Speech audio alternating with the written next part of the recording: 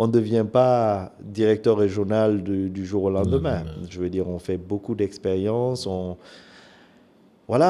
croit à son équipe. Il faut que vous ayez une équipe, que vous ayez une vision partagée avec votre équipe qui vous porte et qui vous amène là où vous êtes.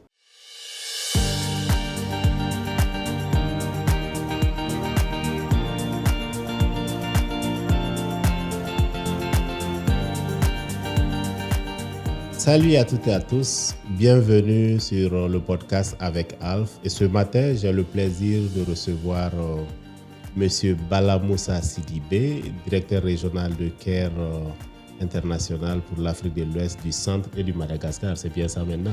C'est ça, oui. Bonjour Bala. Bonjour Alf. Comment ça va? Ben, ça va. Tout va bien? Tout va bien, un peu impressionné par les micros, mais ça va.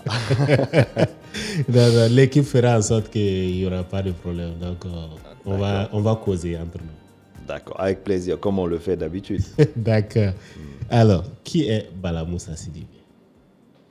Tu devrais te présenter. Est-ce qu'il y a une anecdote qui va permettre aux gens de te connaître, de découvrir, de savoir, ou bien qu'est-ce que tu souhaites partager avec nous? Alors ça c'est difficile, mais en un mot, Bala Moussa Sidibé c'est un Malien que je n'oserais plus dire jeune, parce que quand on a dépassé la 50 ans, on est officiellement plus jeune, mais je me considère jeune quand même. Malien qui a fait en bonne partie ses études au Mali ici jusqu'au bac à l'époque et qui est parti découvrir le monde et qui continue à chercher à découvrir le monde, mais qui est ancré dans ses racines du Mali et de l'Afrique. Voilà. Moi, quelques mots, quoi. D'accord. Quand je regarde un peu ton CV, tu es parti du droit, la fiscalité, et aujourd'hui tu es dans le secteur de l'humanitaire et du développement. Comment tout cela est arrivé? Alors, ça, je crois qu'il y a peut-être la volonté de ne jamais s'arrêter, peut-être, qui était la mienne. Comme tu dis, j'ai fait des études de droit à la base. J'ai fait du droit des affaires et de la fiscalité. Ensuite, je suis revenu au Mali, me frotter à la recherche de l'emploi comme tout jeune. Et j'ai commencé par faire de l'aviculture. Ah bon?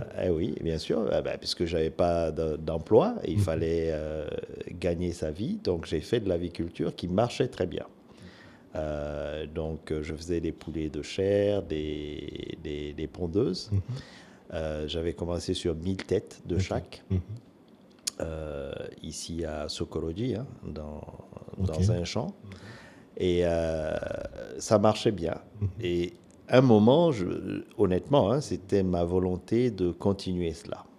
Mais bon, nous, on est d'une génération où ce que les parents disent prime. Donc, mon père, j'espère qu'il va écouter ce que je dis. Voilà, c'était que ce qu'il disait qu'on suivait. Et pas question, il faut que tu cherches du boulot, c'est bien, tu peux faire ça à temps perdu. Et moi, je voyais en ça une entreprise que lui n'a pas vue, peut-être. Et donc, j'ai eu une opportunité de travailler. J'ai travaillé dans beaucoup de secteurs. Je fais beaucoup de stages. J'ai travaillé dans les assurances. J'ai travaillé dans les hydrocarbures. Ensuite, je suis allé dans le monde de l'humanitaire à travers d'abord un premier programme de marketing social pour les moustiquaires imprégnés. Donc, tout ça n'était pas très loin du monde que j'avais côtoyé quand je faisais l'aviculture. Parce que l'aviculture, peut-être on va y revenir, pour réussir, vous ne pouvez pas avoir une ferme et puis vous allez dormir chez vous. Moi, je dormais dans la ferme, une case qui était là. Je dormais là pour m'assurer que voilà, mes choses marchaient bien. Et je peux te garantir que à l'époque, je gagnais beaucoup plus par mois que ce que j'ai pu gagner en étant au Mali. Peut-être c'est quand je suis parti en expatriation en 2005 que j'ai eu un salaire plus élevé que ce que je gagnais par mois net en faisant mon aviculture. Donc, Voilà, c'était un peu ça mon parcours. Et quand j'ai commencé donc dans le monde de l'humanitaire, c'est un monde qui m'a plu. Euh, Au-delà des postes, des pays où j'ai travaillé, des fonctions, euh, quand je me rends moi dans une communauté, que je vois que nous on est à Bamako ici, on ouvre le robinet, l'eau coule et puis s'il y a une coupure d'une heure ou 2 heures, ben, on se plaint, on allume, on a la lumière, mais on a la grande majorité de la population, pas qu'au Mali, hein, dans beaucoup de pays en Afrique subsaharienne où j'ai travaillé, où je vais régulièrement, n'ont pas ça, n'ont pas accès à l'eau propre. Nous, à Bamako, on boit même l'eau en bouteille que tu viens de m'offrir.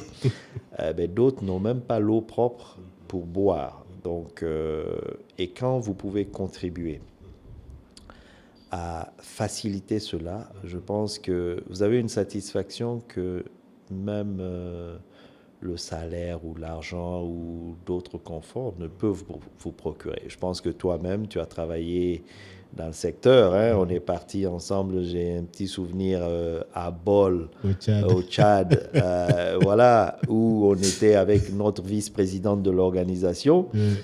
Eh ben, quand on a fini la journée harassante, on n'avait même pas de quoi manger. On a trouvé un petit bout de viande plein de sable, mais bon, c'est ça qu'on a mangé parce que c'est ça que les gens mangent là-bas.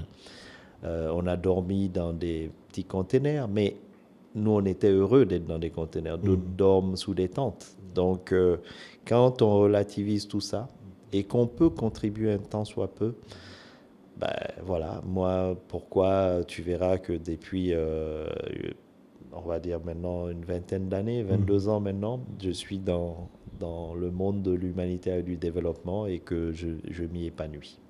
Super. C'est intéressant le parcours. Je sais que le déclic vient toujours de quelque part.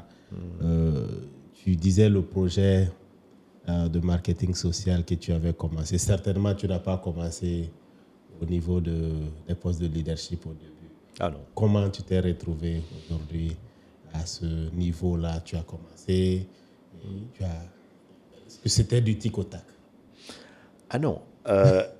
En fait, les positions de leadership, on n'y arrive pas par le haut. Hein. On commence et chaque petite expérience contribue au leadership. Moi, quand je parle de mon expérience dans l'aviculture, pour moi, c'était une belle leçon de leadership. Parce qu'en réalité, c'est ton business, tu risques tout. Tu travailles avec une équipe qui n'a peut-être même pas été à l'école. Et donc, il faut savoir, et puis j'étais beaucoup plus jeune à l'époque, donc on ne connaît pas grand-chose de la vie, on ne connaît pas bien les êtres humains, mais il faut savoir en ce moment mettre l'équipe ensemble. Et je pense que sans être dans un poste ou quoi que ce soit, élevant mes poulets, vendant mes poulets, vendant mes œufs, il y a toute une série de personnes avec qui on est en contact. Ensuite, avant d'arriver au projet marketing social, j'ai travaillé ensuite dans les hydrocarbures.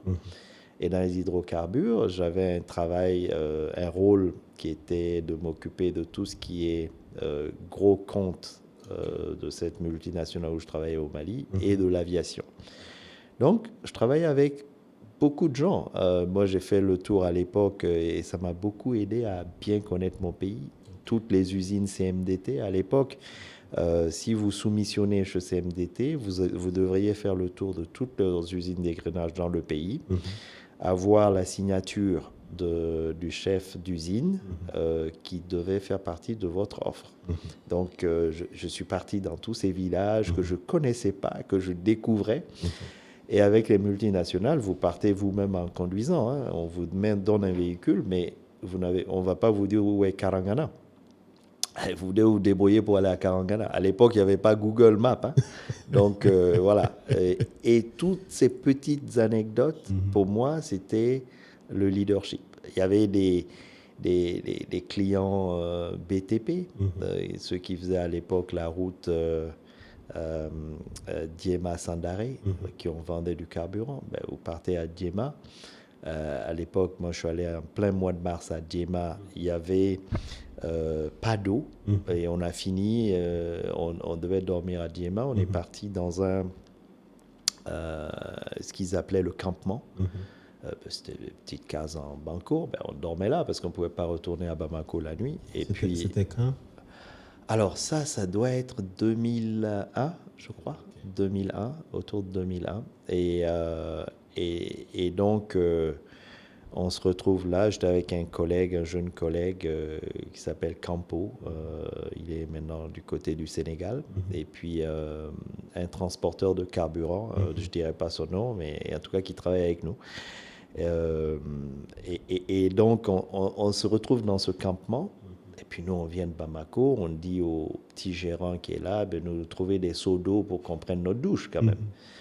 Ah, le monsieur, il a tourné entre 19h et 20h30, il est revenu avec un demi-seau d'eau presque boueuse.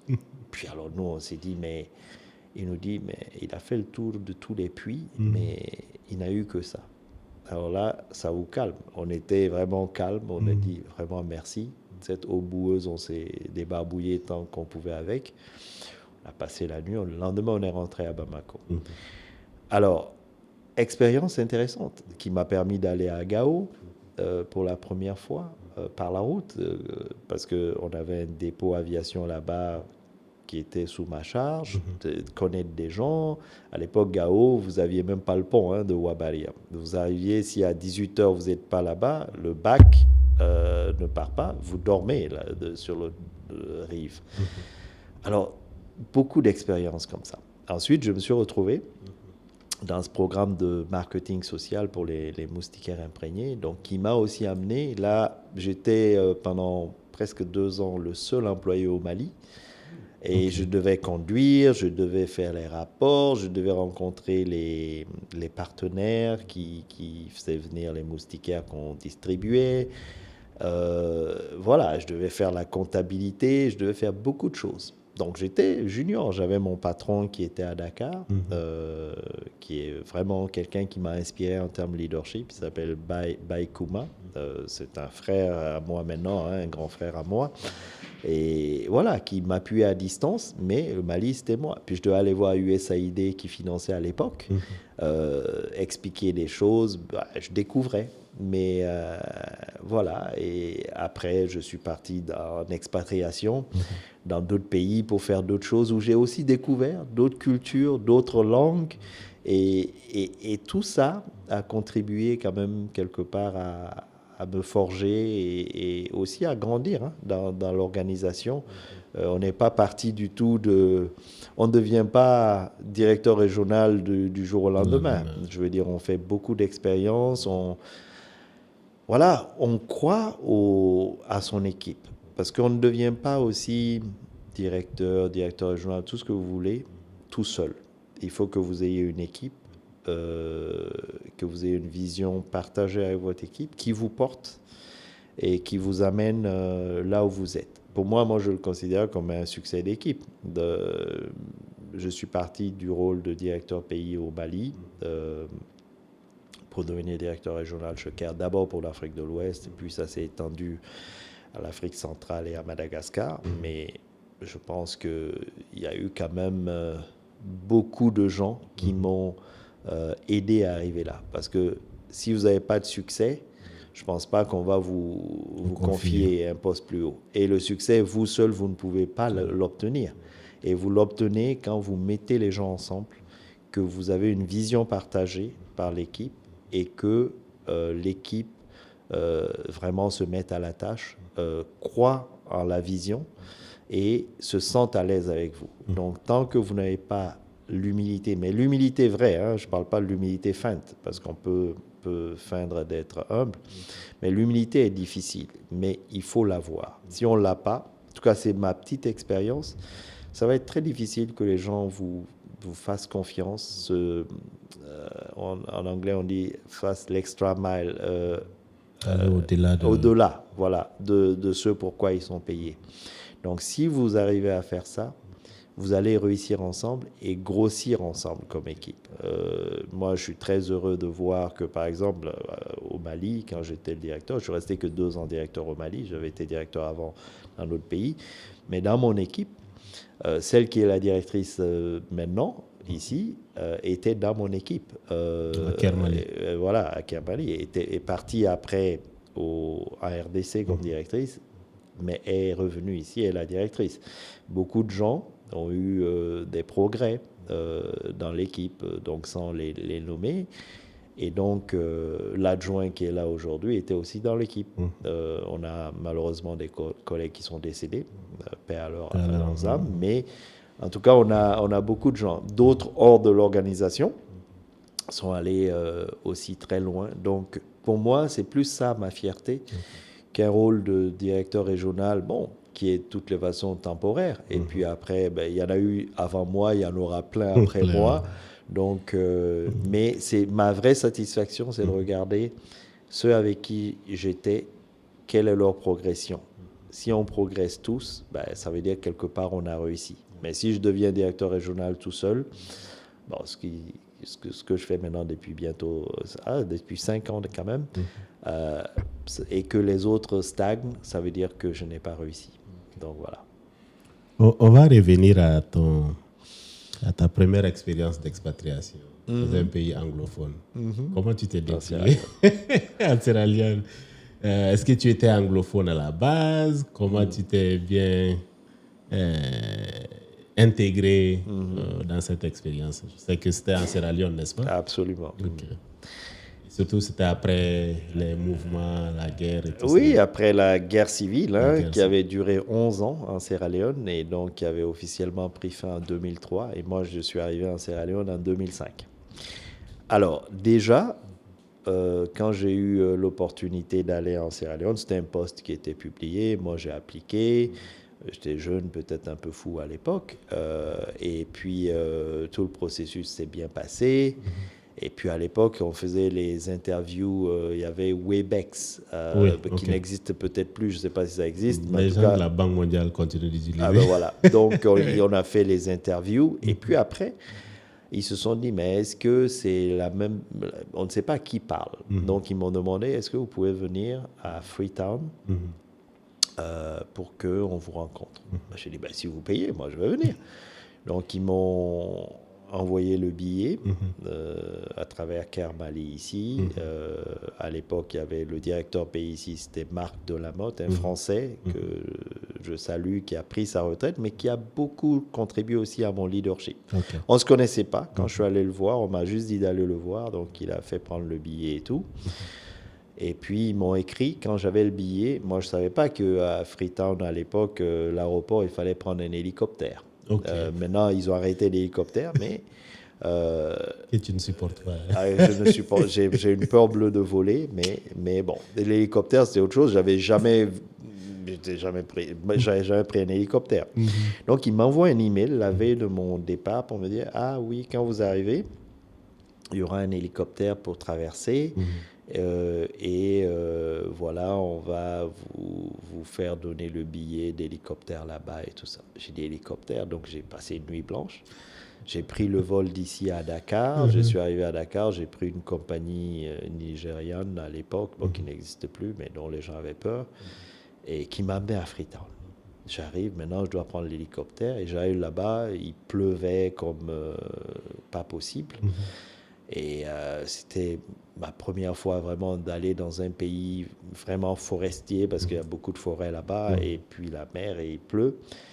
Et puis je vois un vieil hélicoptère, c'était les Mi-16 ou je ne sais pas quoi, en tout cas les hélicoptères utilisés par l'armée là. Et puis voilà, c'est ça qu'on devait prendre. Donc j'ai eu la peur de ma vie d'abord. Ça, c'était pour le contact. Et donc, on était assis sur des bancs avec nos bagages au milieu. On a traversé.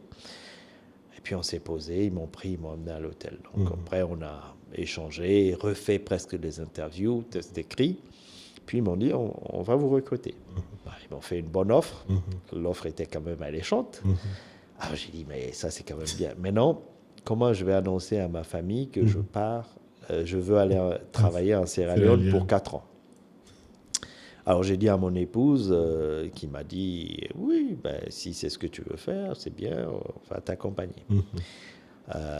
J'ai dit à mon père encore, je dis Sierra Leone le nom, lui, il dit, mais tu es devenu fou, qu'est-ce que tu vas faire là-bas? Et ma mère, paix à son âme, m'a dit, oui, mais tu sais, moi j'ai été là-bas avant la guerre, c'était un beau pays, si tu as envie d'aller là-bas, que tu veux, voilà, je te fais mes bénédictions.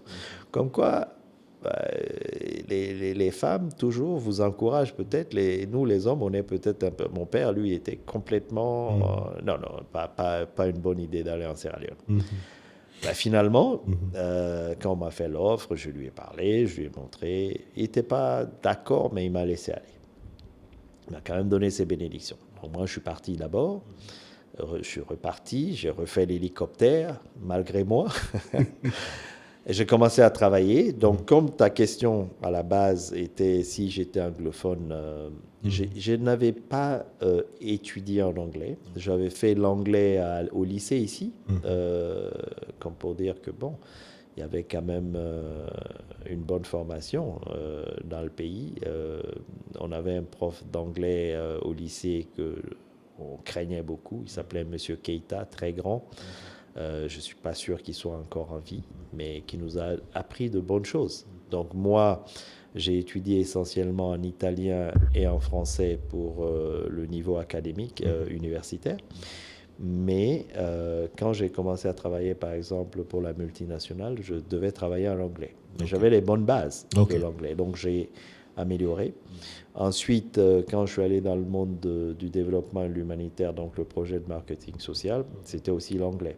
Donc, allant vivre et travailler en Sierra Leone, c'est venu très vite, au bout de 2-3 mois. Et ce que j'ai retenu comme leçon et que je dis toujours aux francophones, nous, à l'école, nous, en tout cas, à notre temps, on nous chicotait quand même.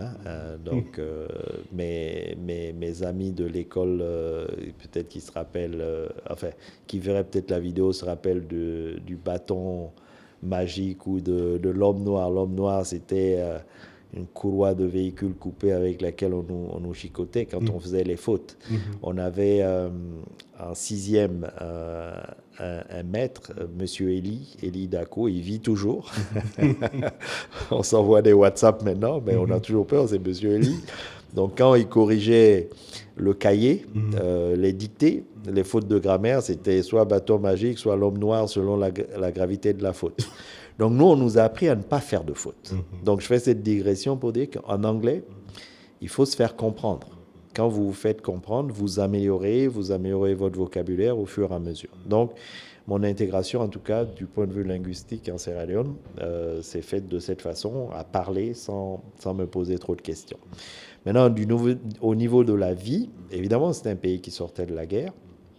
Il n'y avait pas beaucoup d'infrastructures à l'époque. Trouver une maison correcte était difficile, mais on l'a trouvé. Après, ma famille est venue, mes enfants étaient un peu plus petits.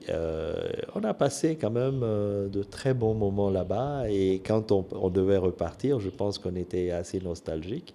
Même maintenant, avec mon épouse, on reparle souvent de la Sierra Leone avec beaucoup de nostalgie, un pays qu'on a beaucoup aimé, quoi. Voilà. C'est bien, c'est super. Tu sais, il y a toujours, pendant que tu expliquais un peu le processus de décision avec le papa, la maman, qu'est-ce que cela t'a appris en tant qu'individu dans ce genre de situation? Quelle est la leçon majeure par rapport à ça, peut-être que tu donnes comme conseil aux autres s'ils sont dans une situation pareille? Alors déjà, je crois qu'il faut croire soi-même à son projet. Voilà. Moi, je croyais à mon projet de carrière parce que je savais très bien que c'était la voie qu'il fallait suivre pour progresser. Je pense qu'on va pas... Votre première expérience d'expatriation, on ne va pas vous envoyer où tout marche très bien.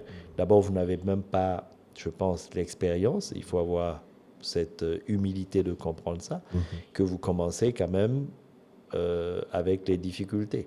Et maintenant, quand vous croyez à votre projet, que vous croyez à ce que vous voulez faire, avec le plus grand respect, vous amenez votre entourage à épouser votre projet. Donc, comme je disais, mon père, il était vraiment opposé à l'idée.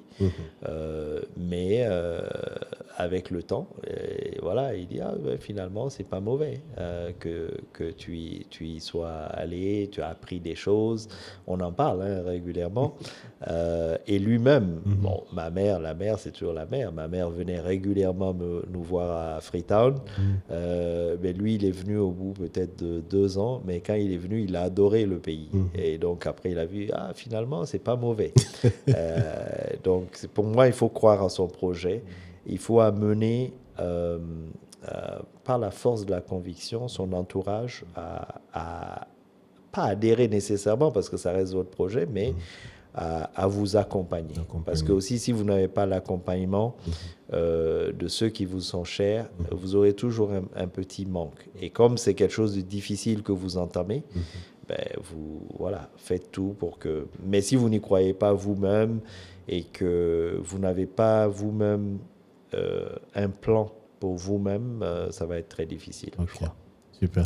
Là, dans ton parcours, tu as travaillé Sierra Leone, Côte d'Ivoire, au Mali et ensuite maintenant les Grands Lacs. Est-ce qu'il y a un moment de grande difficulté que tu as dû affronter et comment tu as fait pour surmonter? Je crois qu'il y en a eu beaucoup, mais peut-être ce dont je vais peut-être parler, c'est peut-être en Côte d'Ivoire, à mes débuts, parce qu'après la Sierra Leone, donc, on m'a affecté en Côte d'Ivoire comme adjoint au directeur en charge des programmes. Et je suis arrivé le 2 janvier 2010 à Abidjan, donc j'ai pris fonction. Et puis la crise, le pays était quand même en crise à l'époque. Il y avait toujours les zones centre-nord-ouest qui n'étaient pas complètement sous contrôle gouvernemental à l'époque et où nous, on avait quand même des programmes où je me rendais régulièrement. Puis est venue la crise post-électorale de octobre 2010 et qui s'est prolongée jusqu'en avril. Donc moi, en décembre, quand la situation a commencé à devenir assez compliquée, on nous a demandé d'évacuer les familles. Donc j'ai ramené mes enfants à Bamako. Je suis retourné à Abidjan, où j'étais tout seul. Donc c'était quand même une période assez difficile, où je crois que c'est la première fois de ma vie que j'ai vu je voyais des corps humains tués dans la rue. Je me suis rendu aussi, parce qu'on avait des programmes là-bas à Douékoué, c'est à l'ouest de la Côte d'Ivoire. Il y a un endroit qu'on appelle Douékoué Carrefour, où il y avait eu beaucoup de choses. J'ai vu la première fois de ma vie quand même un charnier où je voyais des bouts d'êtres humains qui débordaient. Et ça m'a beaucoup marqué, cette partie. En plus du fait que nous-mêmes, on avait quand même des risques sur nos propres vies pendant cette période, mais travaillant pour une organisation de développement, mais qui a un volet humanitaire quand le besoin est là, ce n'est pas le moment de se défiler. Donc, on devait assumer et les équipes programmes étaient sous mon leadership, donc je devais les accompagner, y compris sur le terrain, dans des endroits comme Douékoué, comme je te disais, Carrefour, Guiglo, où je me rendais dans une période un peu difficile. Évidemment que je n'annonçais pas à ma famille au Mali que je me rendais dans ces endroits parce que ça aurait créé quand même beaucoup de tensions. Mais j'ai appris aussi, parce que tout ça, on voit quand même comment le manque de cohésion, comment les conflits peuvent transformer l'être humain en autre chose. Parce que quand tu vois des êtres humains, nous sommes tous des humains, mais qui s'entretuent finalement, pourquoi? On se pose beaucoup de questions et on apprend et on mûrit avec, voilà. Ok. Est-ce qu'il y a une personne qui t'a inspiré dans ton parcours, qui t'a aidé dans le cheminement de la personne que tu es devenue aujourd'hui? Alors, je vais dire, il y a beaucoup de personnes. Déjà, il y a mes parents, donc, qui sont pour moi les modèles à suivre en termes de probité, parce que ça, c'était non négociable, qui m'ont toujours inculqué comme valeur. En termes d'amour du prochain, ma mère m'a beaucoup influencé en cela. Dans le monde professionnel, il y a beaucoup. Je pense que j'ai parlé de Marc Delamotte, donc, qui était mon premier patron, et qui m'a beaucoup accompagné dans ce nouveau rôle. À l'époque, les directeurs pays pour les organisations de la taille de la mienne, qui sont de ma couleur de peau, il faut le dire, il n'y en avait pas beaucoup. Je pense qu'on devait être au maximum 3 ou 4 globalement. Et donc, voilà, il fallait être type caucasien, comme on dit, occidental. Donc, et il m'a beaucoup accompagné. Il m'a beaucoup accompagné dans mon parcours. J'ai parlé aussi de quand j'ai rejoint le monde du développement, Baye Kouma, qui était mon patron, qui est au Sénégal, qui est sénégalais, qui m'a aussi, avec son bagou habituel, dit « Ne recule jamais, il faut toujours avancer ». Voilà, donc ça, c'est des notions que j'ai apprises. Ici au Mali, il y a deux personnes que je citerai. Il y en a un qui est décédé. Ça, c'était mon premier maître de stage à la Banque de développement du Mali. Il s'appelait Sadou Bari. Très grand juriste, avec une très forte personnalité. Il est décédé malheureusement. Alors, quand j'ai commencé le stage, celui-là, il m'a dit « Écoute, tu as fait l'université, tout ça, c'est très bien. Écris-moi une lettre administrative à quelqu'un. » On n'apprend pas ça à l'université. Donc, alors, il était sur mon dos. Il m'a vraiment serré pour apprendre des choses. Comment on structure une lettre à quelqu'un. Quand on vous donne un dossier, vous commencez par où? Voilà, comment vous faites le lien. Il m'a appris toutes ces petites choses qu'on n'apprend pas à l'école. Ensuite, quand j'ai travaillé dans les assurances, il y a M. Bakary Camara, il vit toujours, on l'appelle Gaspard. C'est quelqu'un qui a aussi une personnalité assez marquée, assez forte, mais avec beaucoup d'amour fraternel, qui m'a appris beaucoup de choses. Et ça, c'est des gens qui ont marqué mon parcours professionnel. Dans le monde du carburant, il y avait... mais bon, maintenant il est politicien, Martin Fayoulou, qui est de Congo RDC, qui est quelqu'un qui m'a aussi appris énormément de choses. Moi, le monde des hydrocarbures, ce n'était pas mon monde nécessairement, mais Martin, il m'a appris la rigueur, servir de modèle, parce que lui-même, bon, il était general manager d'une grosse multinationale, mais il était le modèle. Martin, c'était le monsieur qui...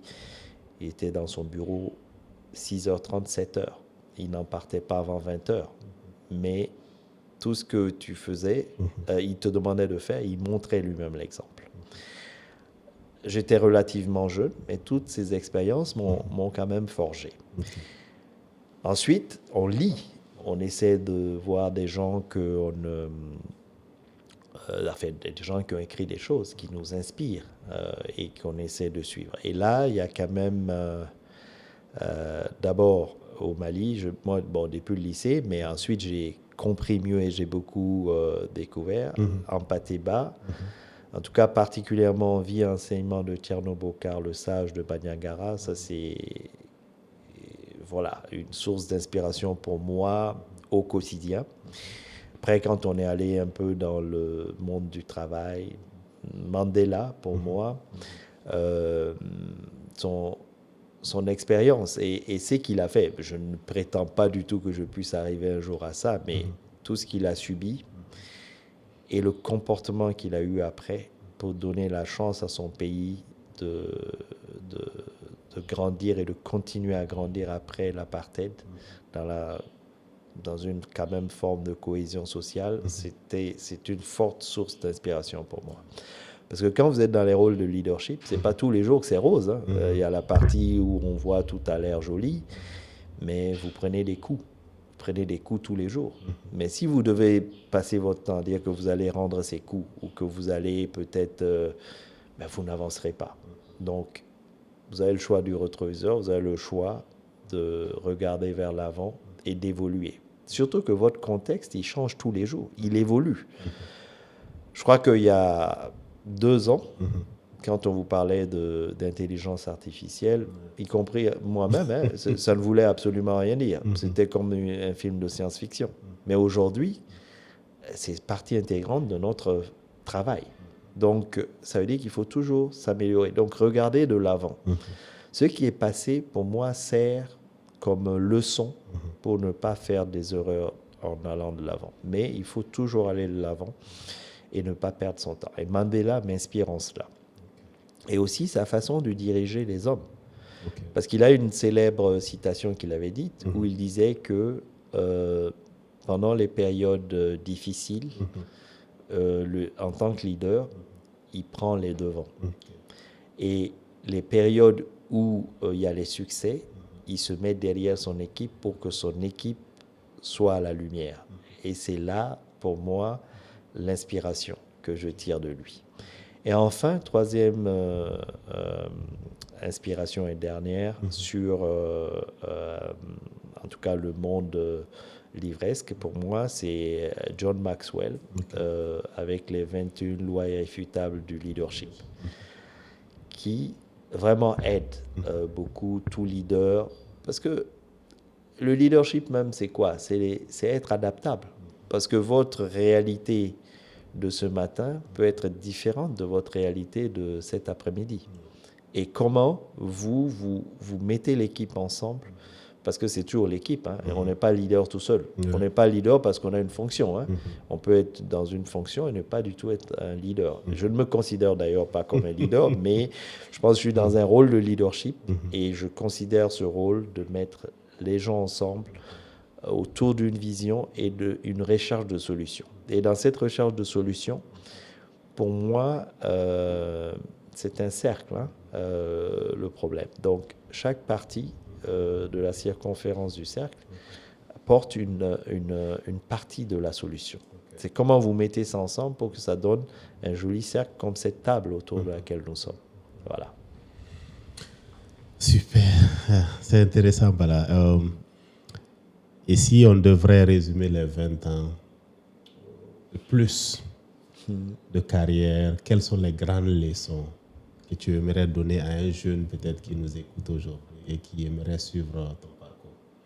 Bon, d'abord, moi, je suis jeune. Hein. Donc, disons voilà. Plus jeune que toi. Voilà, plus jeune que moi. Sinon, je suis jeune aussi. Okay. L'âge sur papier, là, ce n'est qu'un chiffre. Hein. C'est bon, ok. Alors, moi, si je réfléchis, bon, pour moi, chacun a son parcours. Hein, mais si je réfléchis, je pense que les valeurs fondamentales de travail, parce qu'il faut travailler. Il faut travailler. Il n'y a pas pour moi de succès petit ou grand qu'il soit sans le travail. On peut vous faire croire qu'il y a le raccourci, mais le raccourci n'existe pas. Il y a le travail. Il y a l'intégrité. L'intégrité, pour moi, en termes de probité, en termes d'intégrité de ce que l'on fait. Parce que ce que vous faites, on peut se tromper. On se trompe toujours. Je suis sûr que même nous, hein, au cours de notre causerie, là, on a pu se tromper. Mais on doit se tromper de bonne foi. Ça, c'est important. Travail, intégrité. Et je mets la probité dedans parce que la probité, elle est très, très importante. Vous savez, vous pouvez trouver l'opportunité de vous enrichir facilement, mais ça ne sera pas durable. Vous ne ferez pas carrière.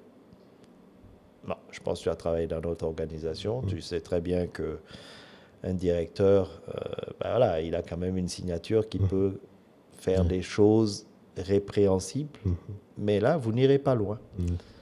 Moi, j'ai dirigé des pays comme la Côte d'Ivoire où quand même des gros budgets. Hein.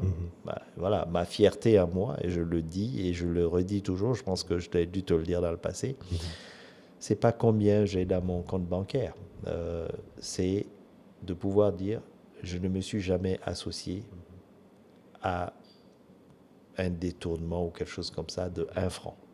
C'est ça, moi, ma fierté, et c'est ça que et mon père et ma mère m'ont dit, fais ce que tu veux, mais on ne veut jamais entendre dire que tu as mis la main, en tout cas, dans le pot de confiture. Pour moi, ça, c'est quelque chose d'important et que je voudrais dire aux jeunes. Quand vous faites ça, vous pouvez vous réaliser. Vous savez, il faut aller doucement, doucement. Vous allez vous réaliser de façon raisonnable, mais durable. Et vous n'aurez jamais rien à vous reprocher. Parce que vous savez, si vous faites ça, mais vous faites avec des gens, mais quand vous les rencontrez, vous baisserez les yeux.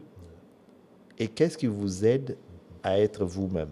C'est quand vous êtes clean du point de vue de la probité. J'ai parlé de l'humilité. Il faut être humble. Il faut être humble parce que vous ne pouvez pas tout savoir. Et d'ailleurs, vous ne savez que très peu. Donc, même si on vous met directeur, mettez votre équipe ensemble, écoutez les gens. Moi, je pense que j'ai travaillé avec toi-même.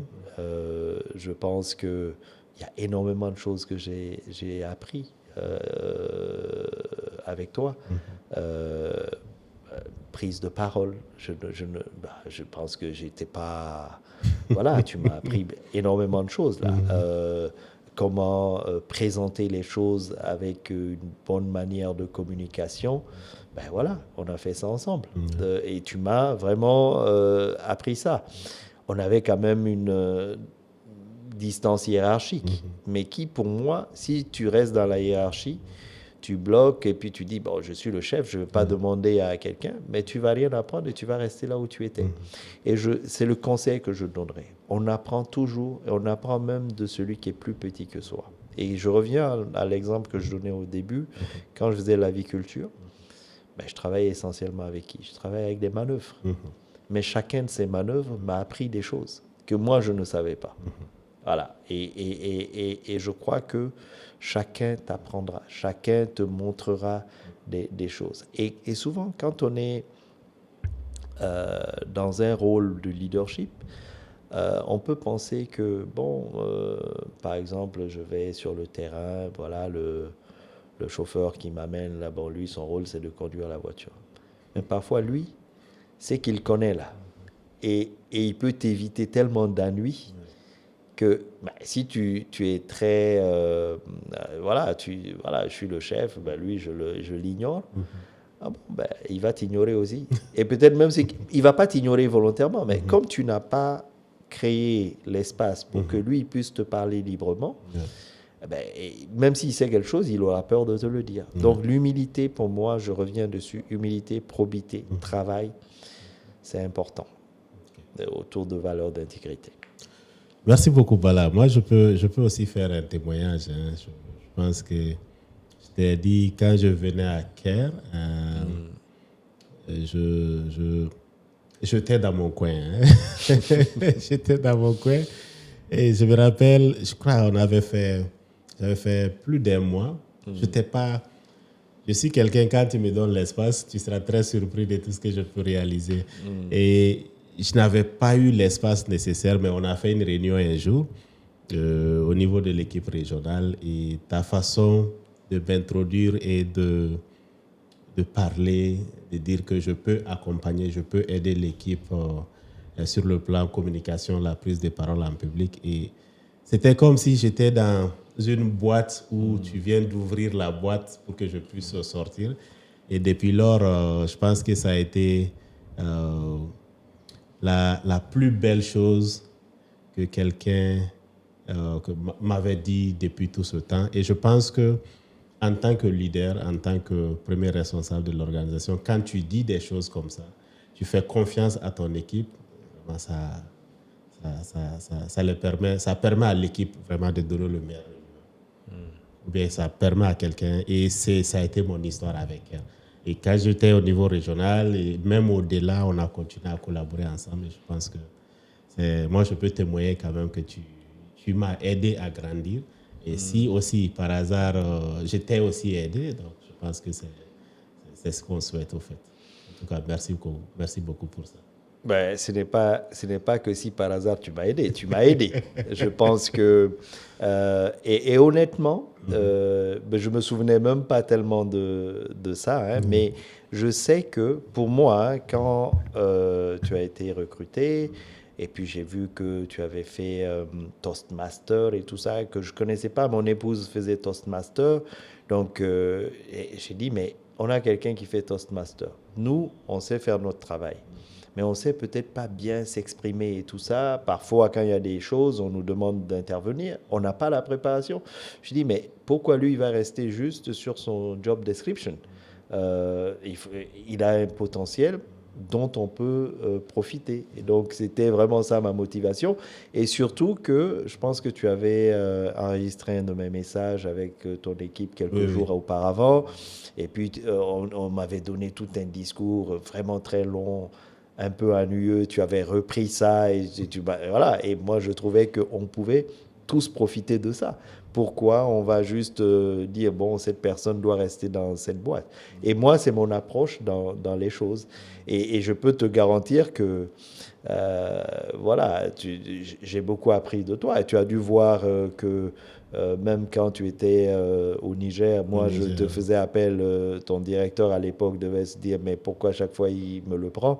Mais pour aller faire des choses, je t'ai parlé du Tchad par exemple, on avait une visite importante, aller au Cameroun et tous ces endroits. Et donc, on ne le fait pas parce que, bon, c'est Al-Fousseni, on le fait parce que Al-Fousseni apporte ça à la pierre, en fait, apporte cette pierre en fait à l'édifice. Donc, voilà, et en tout cas, moi, je t'encourage aussi à continuer à donner le meilleur de toi-même, parce que finalement, on gagne tous ensemble. Il n'y a pas un seul gagnant. Et si on perd, évidemment, le coupable, c'est lui qui est à la tête, hein, il n'y a pas de problème, mais on perd tous ensemble. Et si on réussit ensemble. Voilà. Non, c'est vrai. Peut-être certains disent, bon, comme on a le même nom de famille, donc... Oui, voilà. On ne s'était jamais rencontrés avant Caire. Voilà. C'est cette histoire que j'aimerais raconter. Et quand tu parlais de Toastmaster, tu sais que ton épouse et moi, on est membres fondateurs de notre club Toastmaster. Mais je ne savais pas qu'elle était... Ben voilà, tu vois, voilà. C'est quand je suis venu à Caire et un jour, on causait, quelqu'un me dit, ah, mais est-ce que tu sais que la femme de Bala travaille, voilà. J'ai dit, ah bon, moi je ne savais pas. Pourtant, on a fait ça ensemble, on a créé le club ensemble. Mais je pense que c'est le travail qui nous a amenés et je pense que c'est ce respect qui est resté. Qui est resté, en tout cas. absolument. Merci beaucoup, merci beaucoup. Est-ce qu'il y a, parmi tout ce que tu as fait en tant que membre, en tant que responsable au niveau du monde humanitaire, quelle est ta plus grande fierté aujourd'hui?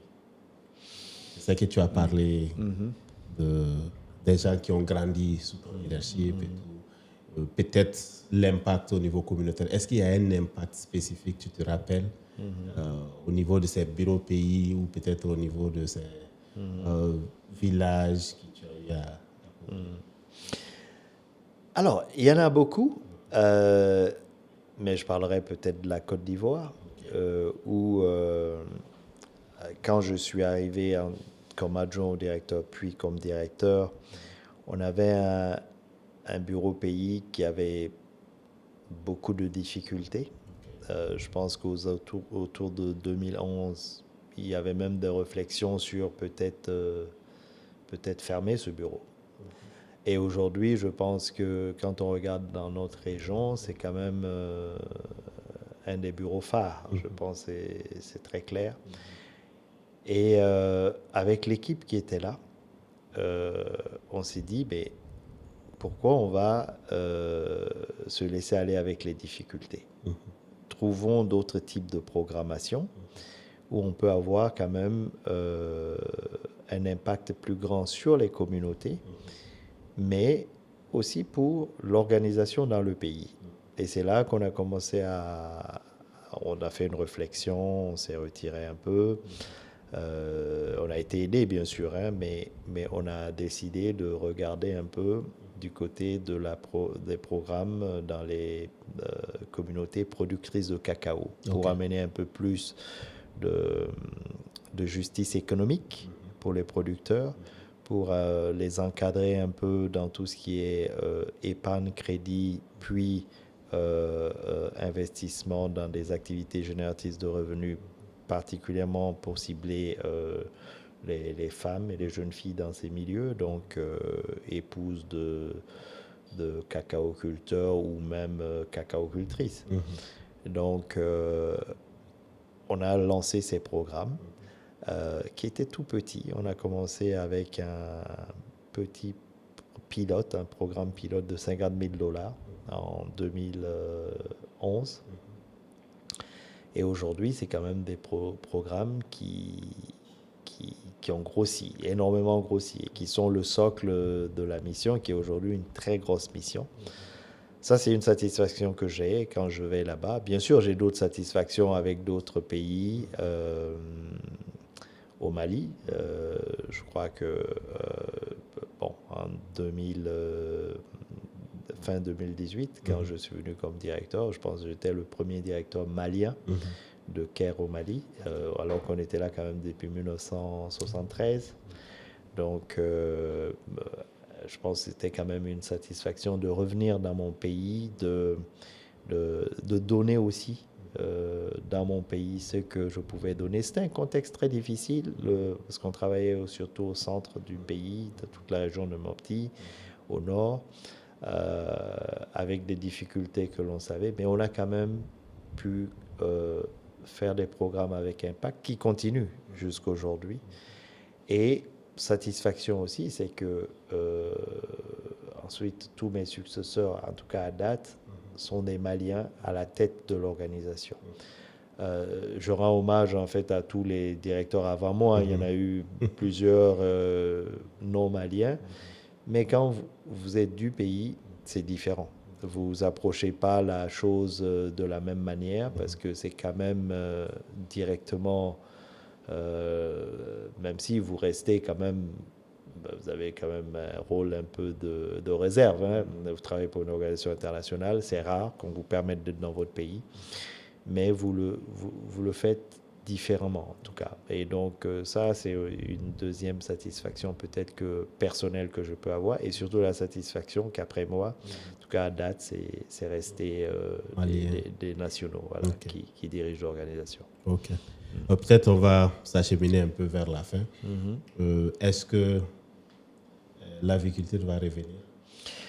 Ah, peut-être un jour. En fait, le fait d'avoir renoncé trop tôt, la place est prise. Hein. Aujourd'hui, il y a beaucoup de producteurs avicoles qui ont grandi. Peut-être que j'aurais dû continuer, et peut-être ça, Dieu seul sait, hein, si ça allait être grand ou pas. Mais peut-être qu'un jour, ça va revenir, parce que c'est quelque chose que j'ai beaucoup aimé. J'ai beaucoup aimé la production. C'est beaucoup appris. Les circuits en fait de vente des œufs et des poulets de chair, c'est différent. C'est deux secteurs, enfin deux circuits différents.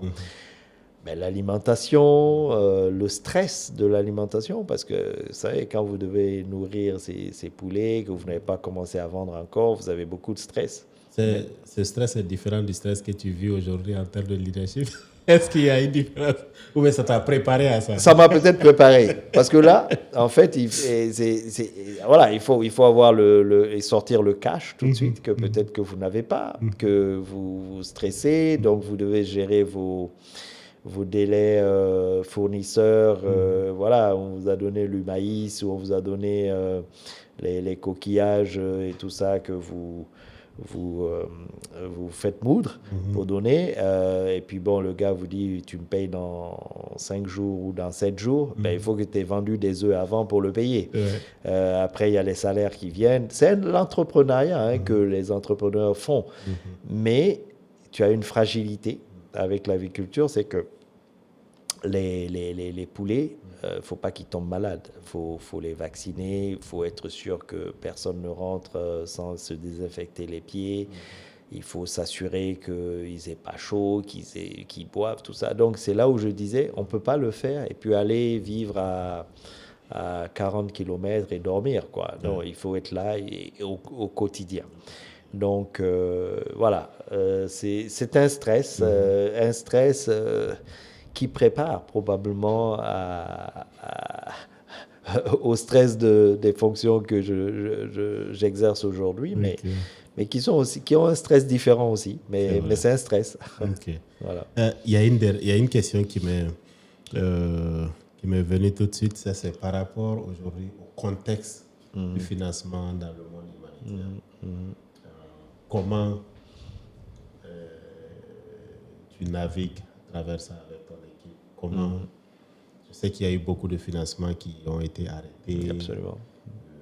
Comment la région, Gala et son équipe se préparent? Comment vous faites pour compenser peut-être l'absence aujourd'hui du financement du gouvernement américain? Alors, comment on se prépare? Je pense que c'est arrivé. On s'y attendait un peu. Hein. On avait des tendances de réduction. Il y a beaucoup de théories qui étaient faites sur le monde du développement, mais souvent des théories pas exactes, de gens qui ne savent même pas de quoi il s'agit. Mais il y a beaucoup d'a priori. Et on sait aussi qu'avec le changement de gouvernement aux États-Unis, on savait qu'il y aurait eu une réduction. Mais on ne s'attendait pas à une réduction aussi drastique avec la disparition de USAID, qui a fait beaucoup de choses que peut-être les gens ne voyaient pas, mais qui a été traduite en tout cas d'une certaine manière. Alors, ça veut dire qu'on se réorganise différemment. On se réorganise différemment, mais on n'oublie jamais la mission. Ce pourquoi CARE existe depuis 1945. Parce que CARE a été fondé à la base par des militaires américains et canadiens qui avaient participé au débarquement en Europe après la Deuxième Guerre mondiale, où ils ont vu le désarroi humain, le manque de nourriture, de couverture des Européens. D'ailleurs, le premier paquet de CARE pour aider est arrivé au Havre, en France, pour aider les Français. Donc, ils ont mis en place une organisation qui a une âme, c'est d'aider partout où il y a le désarroi humain, il y a la pauvreté. Et après cette partie de l'aide, comment aider les gens à se développer soi-même. Donc, c'est ça l'approche de l'organisation. Et c'est ça la mission. Et cette mission, bien entendu, on a besoin de fonds pour le faire, mais les fonds ne sont pas tout. Donc, je pense que l'organisation continue à naviguer globalement, mais aussi dans la région. Il y a des choses qu'on a coupées, mais l'essentiel, on continue de le faire, d'amener l'assistance, sachant que aussi le monde est devenu complexe. Hein. Il y a beaucoup de difficultés sécuritaires dans beaucoup de parties du monde où nous opérons, y compris dans la région. Donc, c'est des hommes et des femmes qui risquent leur vie au quotidien. Je t'ai parlé moi-même de mon expérience à l'ouest de la Côte d'Ivoire au moment où il y avait une crise notable, où on se rendait. Et dans beaucoup de pays, on a ça tous les jours, des hommes et des femmes qui prennent des risques, mais parce qu'ils croient à la mission. Et pour moi, c'est ça le plus important et c'est ça qui nous motive. Ok. Est-ce que tu as un dernier message? Peut-être mon dernier message, en tout cas à l'endroit de mes jeunes sœurs et jeunes frères, c'est de toujours y croire. Et pour moi, l'Afrique, on a des difficultés. On a malheureusement beaucoup de jeunes sœurs et de jeunes frères, parfois même des gens qui ont notre âge, qui vont mourir dans le désert ou dans l'océan à la recherche d'un bien-être qu'ils croient ailleurs. Mais le bien-être, il est chez nous. Mais seulement on a besoin, comme je l'ai dit, de travail, de rigueur, de discipline. Discipline, c'est important. Si on n'est pas discipliné, on n'est pas travailleur, on n'est pas rigoureux, on ne va pas y arriver. évidemment, il y a beaucoup de choses qui empêchent aussi. Un jeune va me dire, oui, c'est facile de dire, il faut travailler, mais je n'ai pas de travail. Mais le même jeune, si vous l'amenez en Espagne ou en Italie ou en France, mais il va travailler pendant 20 heures par jour pour gagner finalement des miettes. Sa famille derrière va penser que il est là-bas, donc il peut tout faire, il ne peut rien faire. Et souvent, il n'a pas de papier, il revient dans des conditions humiliantes. On croit que le bien-être, c'est là-bas, le bien-être n'est pas là-bas. On a ce qu'il faut chez nous. Il faut simplement qu'on cultive la cohésion sociale et la paix qui était là, qu'on a perdu malheureusement, qu'il faut qu'on récupère. L'avenir, c'est nous. Mais il faut qu'on le sache et qu'on sache s'y prendre et qu'on s'y mette. Quand on regarde les Asiatiques, j'ai eu la chance de visiter quelques pays asiatiques, c'est des gens qui ne parlent pas. On ne les entend pas. Vous pouvez regarder tous les réseaux sociaux, les TikTok et compagnie, vous ne verrez pas un Asiatique parler. Mais vous allez en Asie, vous voyez, il n'y a pas de dimanche là-bas. C'est des gens qui travaillent sans arrêt. Et ils vont pas, même s'ils vont quelque part, on en a beaucoup aussi chez nous. Quand ils vont là, on les voit pas. Ils travaillent. Donc faisons ça. Nous, je pense on vient quand même avec une très riche histoire, avec des grosses valeurs. Notre génération doit s'inspirer de cela, mettre cela en avant pour qu'on puisse avancer. Mais si on ne le fait pas, on va malheureusement perdre. Et le monde d'aujourd'hui, ce n'est pas un monde où on fera cadeau à qui que ce soit. Tout est vraiment devenu malheureusement transactionnel. Donc, il faut qu'on s'y mette. On a ce qu'il faut. On a ce qu'il faut et il faut qu'on s'y mette. Merci Bala. Merci Alf. Merci pour l'opportunité. Merci à toi. Et je pense qu'on aura d'autres échanges autour des sujets beaucoup plus spécifiques. Avec plaisir. D'accord. Ok.